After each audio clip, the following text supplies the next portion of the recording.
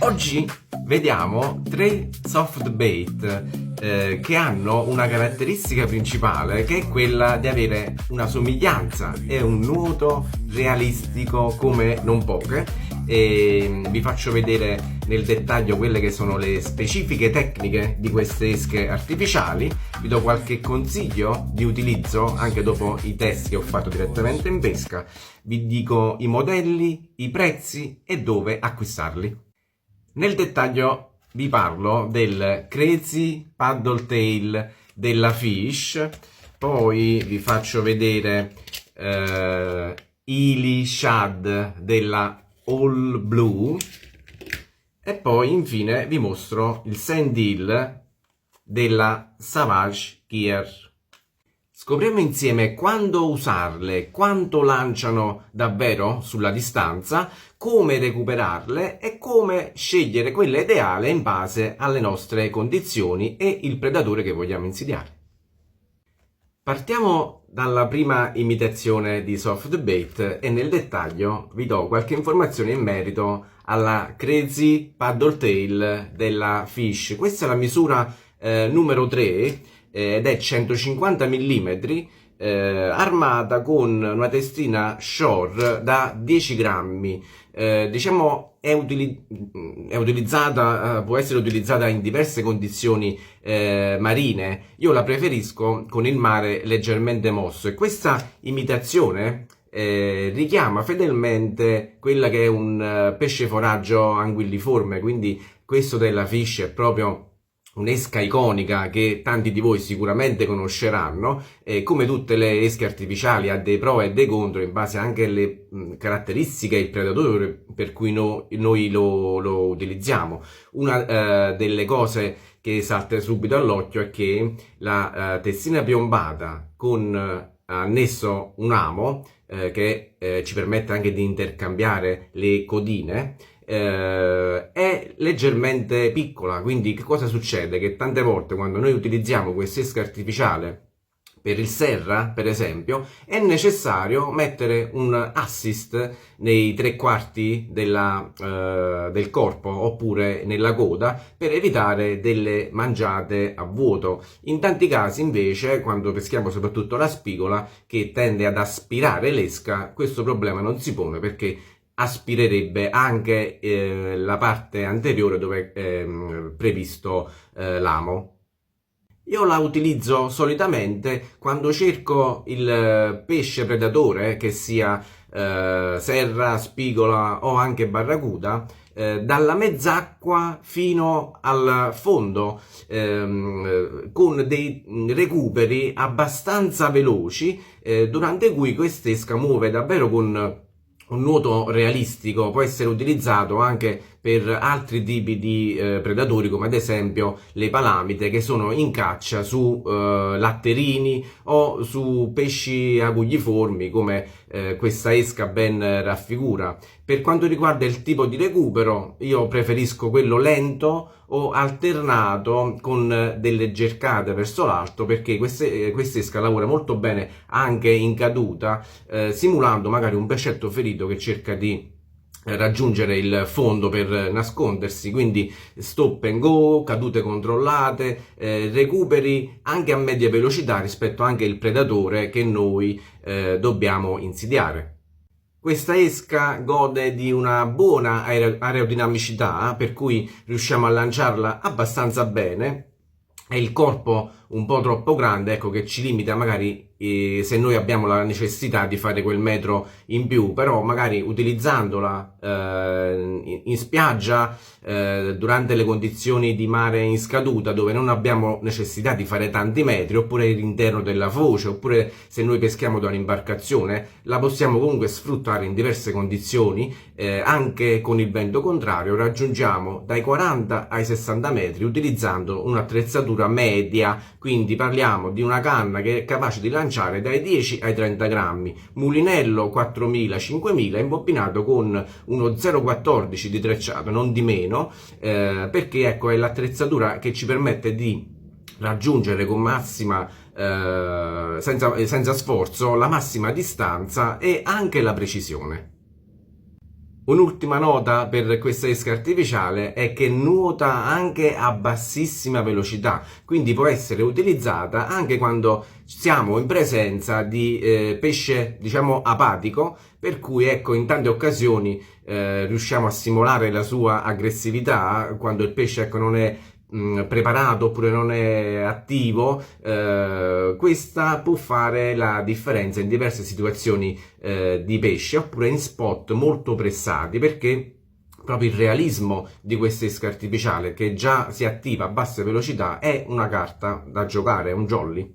Altre indicazioni di utilizzo: io la preferisco utilizzare con acqua molto limpida, scegliendo le colorazioni naturali che si avvicinano a quelle che sono le colorazioni del pesce foraggio, oppure la utilizzo di notte in spot molto pressati come i porti o le foci, dove magari ci sono altri pescatori che disturbano un po' l'azione di pesca con artificiali che emettono troppe vibrazioni. Invece questa, ecco, ha un approccio un po' più silent, emette meno vibrazioni e potrebbe stimolare qualche predatore come la spigola, che tende a effettuare degli agguati e quindi, ecco, ce la facciamo passare proprio davanti al muso e abbiamo molte probabilità che venga aggredita.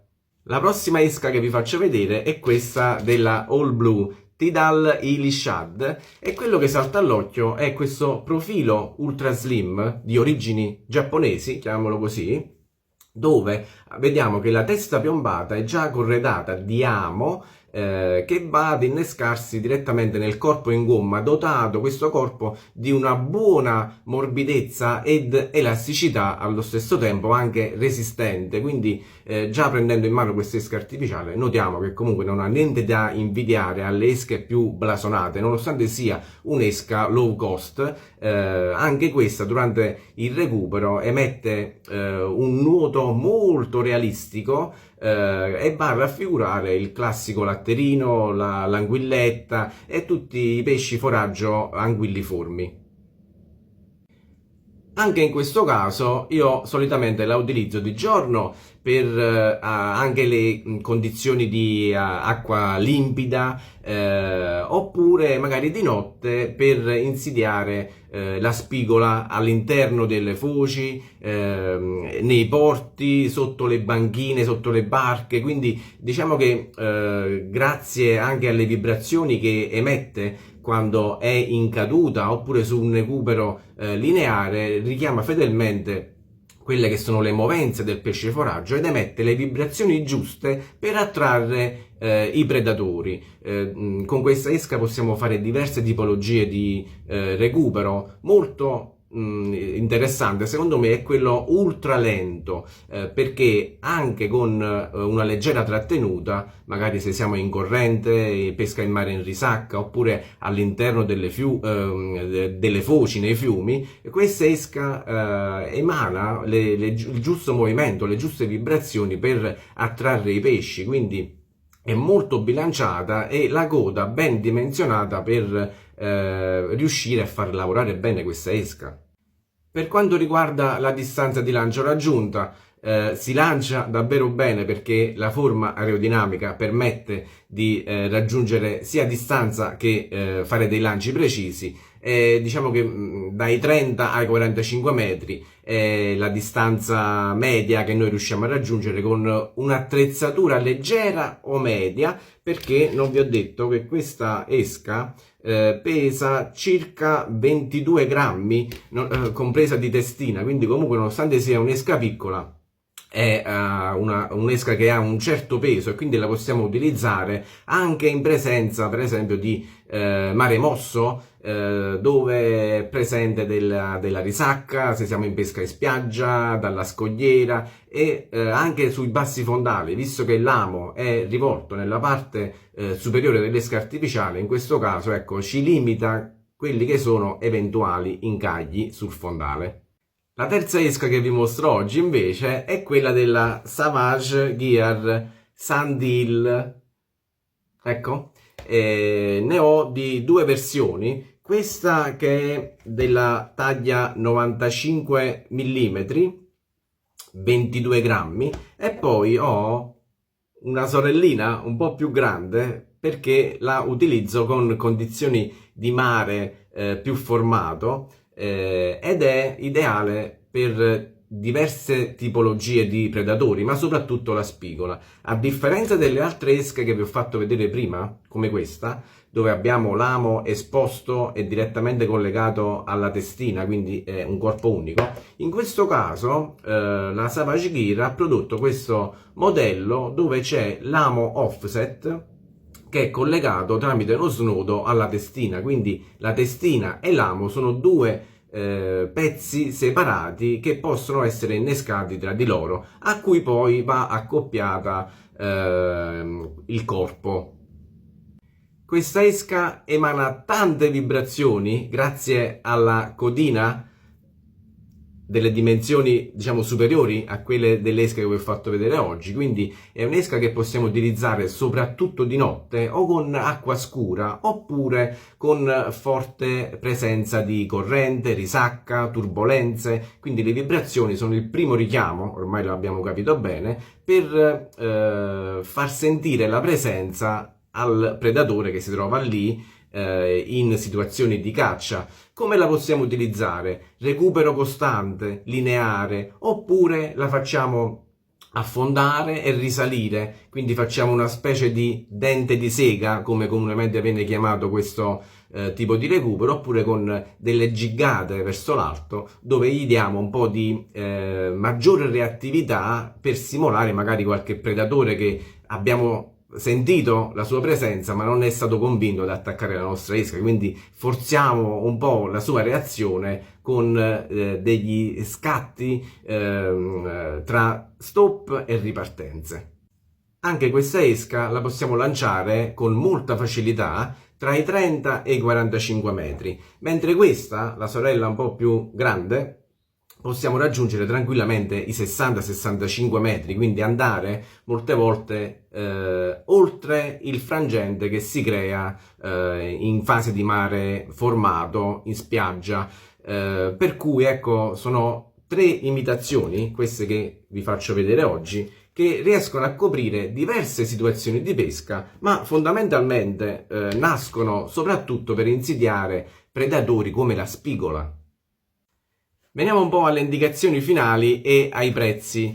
Per quanto riguarda il Crazy Paddle Tail della Fish, nella misura 3, vengono fuori dalla confezione 2 esche già armate ed ha un costo di circa 10 euro. Per quanto riguarda invece il Tidal Illy Shad della All Blue, nella confezione trovate 2 esche già armate con testina e 2 corpi di ricambio. Questa la trovate a circa 6 euro. Invece, per quanto riguarda il Sandil V2 della Savage Gear, nella confezione trovate una testina già armata con il corpo e l'amo e poi trovate una codina di ricambio al costo di 8,50 euro. Cari amici, grazie a tutti per la visione di questo video. In descrizione vi mando il link per un eventuale acquisto. Noi ci vediamo al prossimo video, sempre qui su Planet Spin Fishing. Ciao ragazzi!